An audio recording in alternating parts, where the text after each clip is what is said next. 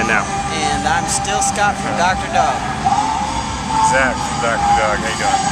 Doing great. A couple hours away from y'all's set, but you guys have played Bonnaroo before. This is nothing too new. Nothing too new. Yeah. What are some memories from Bonnaroo past? That's about right. I remember the whole experience. You know, we camped out 1 year. We camped out both years? Both years. Yeah. Yeah, just kind of camping out and hanging out with friends and meeting up with a lot of people we played music with and toured around with. And can't really remember seeing too many bands. So Bordello, I remember seeing that. They're a trip to see. Yeah, that was my first experience. Well, with Shame coming out, a great album, getting a lot of good response out there. Is it going to be pretty heavy from that set today, you think? Yeah, we'll do. Well, I'm actually pretty psyched because they gave us an hour and 15 minutes to play today, which is the longest. I think usually we get a 45-minute set.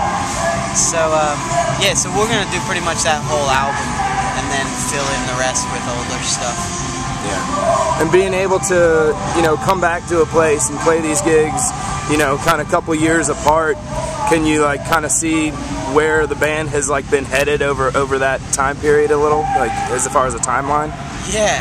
Well, funny enough, with a festival, there's a really clear benchmark, which is just literally what time you play at, So it's every time we come back, we play a little bit later in the day. And I feel like that, more than most things, is kind of a sign of alright, we're more of an attraction. We're less the thing to kind of sneak in to hopefully turn people onto it, and more a thing that maybe people are actually coming prepared to see. So that's cool. And yeah, I mean, in general, I don't know, we'll see today what it's like when we start playing and who's all there and everything, but in general, it's been apparent to us since Shame came out that there's more people paying attention and coming to our shows, so that's been the sort of general experience in the last few months, and I think that hopefully it'll manifest itself today at Bonnaroo too. When you put out the album, did you have a sense that this was a strong set of material that you were getting out to people? Yeah, well, I mean, I probably, from our perspective, know more of a sense of that than with other records, but obviously we are aware that we're on a new record label now. The whole process of making a record with another record label and the ways in which it was talked about releasing and stuff was very different, which definitely prepared us for alright, this is something a little different for us. It's definitely a pretty clear step upwards for us. Then again, I guess I can say that, yeah, I guess I kind of felt well, if there were people that didn't like certain things about Dr. Dog, maybe they'll like this one.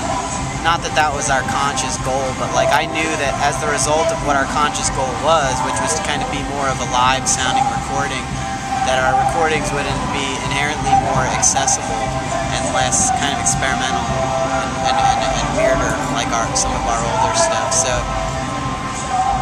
yeah, so I guess I was kind of ready for the idea that maybe more people would get into the band with this album. And as far as just matching the tone of your set with the energy of the crowd, what do you anticipate for today's show? Matching the tone of our set to the energy of the crowd? Yeah, we're going to probably end up rocking pretty hard today. I feel like that's all you can do. You got to power through these festivals. There's no subtlety, there's no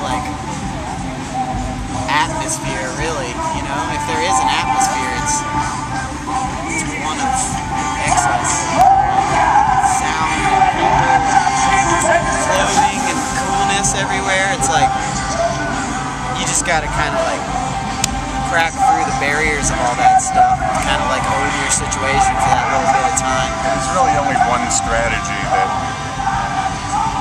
you can go with in these kind of situations, that you're trying to come out with as much energy and